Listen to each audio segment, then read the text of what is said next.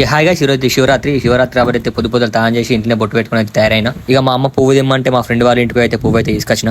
ఇక ఈ రోజు శివరాత్రి కాబట్టి అయితే కొత్త షాప్ అయితే ఓపెనింగ్ చేసిన. ఇక బయట ఖర్చుతో చిన్న చిన్న పిల్లలు అయితే గుడికి అయితే ఇంటికోతురు. ఇక మన బండి అయితే వేరే లెవెల్ కనిపిస్తుంది. మా ఊళ్ళో బంగ్లా మీద అయితే మొత్తం నామాలు పెట్టిరు. ఇక అంత లోపలనే మన అనిల్ బాయ్ అయితే తాను చేసి అయితే బయటకు వచ్చిండు. ఇక అట్లే మా ఫ్రెండ్ వాళ్ళ చేనులకు మామిడాకులు అయితే తీసుకొచ్చినాం. ఇదైతే మా ఎల్లపేట శివాలయం. పొద్దుల రష్యం లేదు. ఇక ఇదంతా మా గ్యాంగ్ గుళ్ళ కోసం దా అంటే వచ్చిర్రు. ఇక అట్లనే గుళ్ళకు అయితే దర్శనం చేసుకున్నాం ఒక 3 సూట్లు తిరిగి. ఇక మననైతే మెయిన్ గర్భగుడిలోకి అయితే ఉనిత్తలేరు.